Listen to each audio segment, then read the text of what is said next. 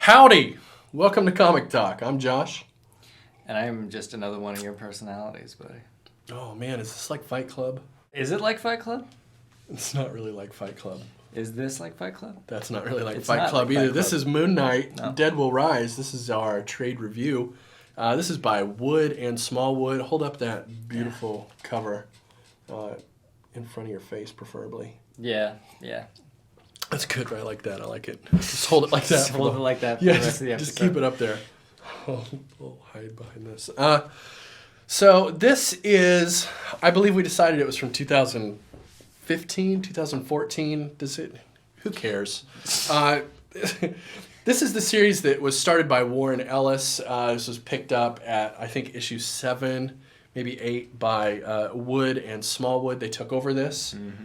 And this is one of those things where, as we discussed in last Monday's video, a lot of people read the first run, like the first 6 or 7 issues, and they stopped because Warren Ellis jumped off of it. So we're going to talk about this one because... You done fucked up if that was you. In my mind, I've read both. In my mind, this one is actually the one to read.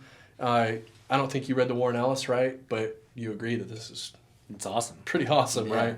Yeah, this is one of those things. And you can grab this one, like a lot of the trades that we talk about, you can just snag it right off of Amazon or like in-stock trades for like $10, $14. It's a hell of a deal. This is a good series. For sure. Oh yeah, and thank you to Smallwood for giving this to me. Yeah. So, let's start off and talk about the artwork. Let's do, because I think the artwork really drives this particular run. The writing is strong. I just want to say that like out front. Like this isn't a book that you read for the artwork and the writing is bad. Like, right. Both of them are impressive. Yeah, but most certainly. The first thing that really caught my attention is just the creative paneling. Yeah, agreed. It's all over the place. All over the place. There's like it's consistently all sorts creative of different types of paneling. Mm-hmm. Especially like this right in here where you have the, what are those referred to? Like onomatopoeias? Yeah, yeah. And then the picture drawn behind them, which I think is something. I mean, I think it's kind of an old school trick, isn't it? Right. Yeah. I haven't seen it like in forever. Me neither. Yeah. Yeah, it's really cool stuff. So one of the things I really like about this run is Moon Knight himself. The way he's drawn. It was started like this to some degree in the Warren Ellis run. And I do not remember who the artist was with that, but they were pretty cool too. But this really takes it up a whole nother notch where he's just not colored. Yeah. You know, it's just a completely stark white most of the time. Yeah. The thing that impresses me about the drawing of him specifically is either the amount of detail or just the total lack of it, and how both of them can be impressive. So that's kind of like a good example where his whole body is just like just whited out. I mean, like you literally just erased his body. It's just a void, yeah. Right. There's just nothing on the page for him. But then, farther down the page, I mean, just the shading and stuff within his jacket. Right.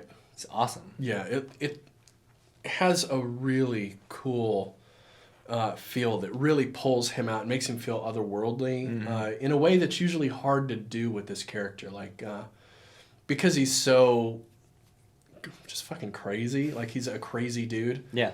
He always feels very solid to me in most series that I read. And also in the original 6 issues of this. Like, he's a very sort of solid, heavy character. But somehow the way Smallwood has pulled a lot of the color out of him and a lot of the detail out makes him feel much more otherworldly and Moon Knight-ish, which is really cool.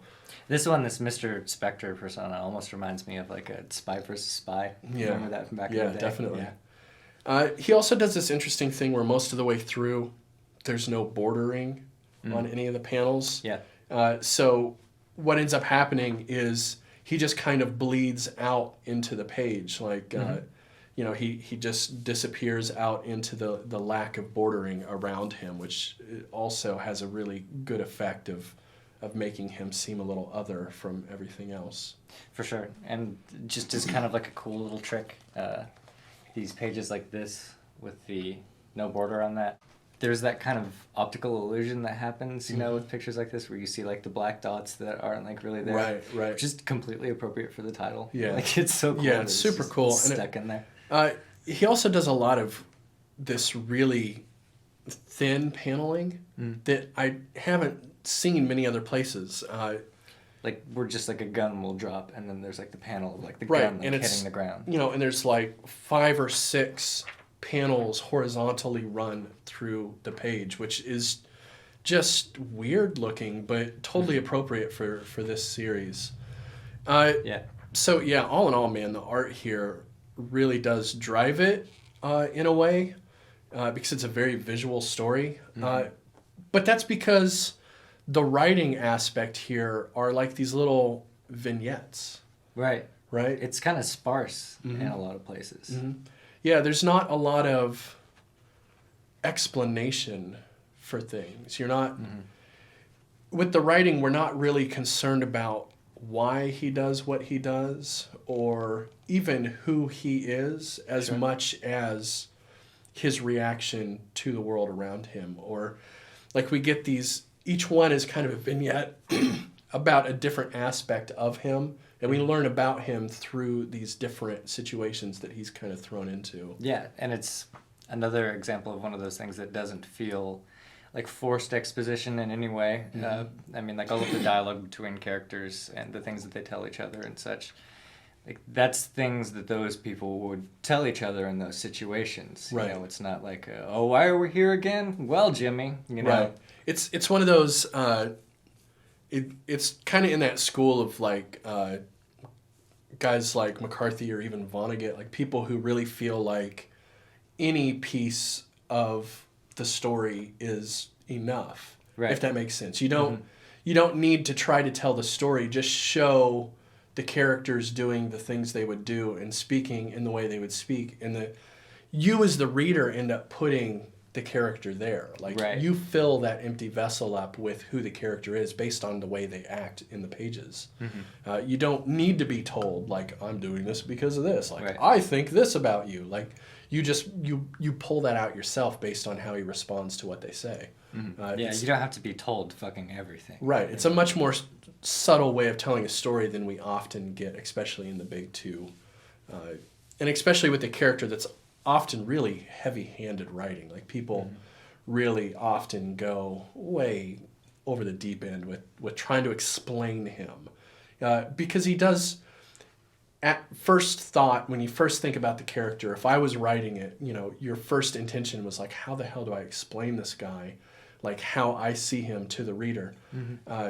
And instead of going that route, I think Wood here has said, well, forget that. I'll just show who he is and what he does and let them figure it out, you know? Yeah, absolutely. You don't have to. I mean, I think we tend to get annoyed when people feel like they have to over-explain things or like make things make sense or whatever. It's like, it's a fucking comic. Like, just set a status quo and then like go. Right. Yeah. Put the characters out and let them do their thing. So that aside, the story, there's pretty much, well, I guess there's like one little story in the beginning, and then after that is like a whole arc. I was pretty impressed with that overall. I mean, again, stepping away from like the sparsity and like how cool that is, like the story that they actually told about the general and his doctor and everything, I thought it was brilliant. Yeah, I did too. I didn't see the end coming at all. Like it was great. Yeah, the whole thing was really cool. I don't have any complaints about this book. I probably, just like others, I probably never would have read this, to be honest. Just it's a weird character. It's a writer and artist who I'm not familiar with. They were the people that took over after a very popular guy. You know, so it's one of those that you just miss. And now both of these guys are on my radar. For sure. Yeah, and I think really, I mean, we've talked about like making a habit of it, but like all these like weird obscure titles, that's always the shit we like anyway. This should have been a book where we were like, I don't know what the fuck that is. All right, cool. I bet it's good. Yeah, certainly. You know.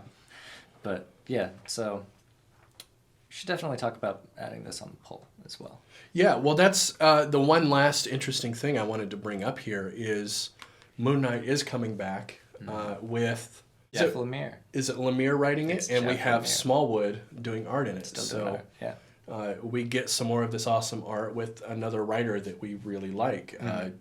Our monthly review last month, we had one of his books in our top for the month. Yeah, and we pretty consistently do. He writes a lot of cool stuff. Yeah, so. we're reading a ton of his shit, so, you know, one more's not going to hurt. Yeah, and we've got a couple. I've seen some previews of the artwork, and it looks like pretty cool shit, too. Yeah. And, yeah, from what I understand, like, the direction and stuff that he usually has for the art, like, I mean, because he's done art quite a bit himself. So I think he'll definitely bring something to both sides of the table. Yeah, it'll be cool to see. Not that they need it. But. Yeah, it'll be cool to see Smallwood's interpretation of Lemire's direction, fairly specific direction. I'll be excited to see that. Yeah. Cool. All right, so Moon Knight from Marvel Comics. Yeah, and this is Dead Will Rise. This is the second volume of the Moon Knight series that started in like 2014, maybe 2000. Yeah, the inside of the book says 2014 and 2015, so gotcha. We'll go with that. Yeah, in there somewhere. It came out a couple months ago. You should definitely pick it up, especially at the kind of prices you can get these sort of trades these days. This is a no-brainer. Really cool series. You don't need to read the first.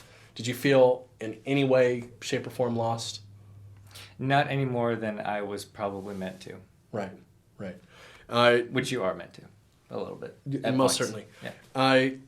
But I will say that if you're into Moon Knight and you just haven't gotten to this yet, go ahead and read the Warren Ellis too. It actually bookends really well. But you don't need it. You can go straight to this. It's a good series.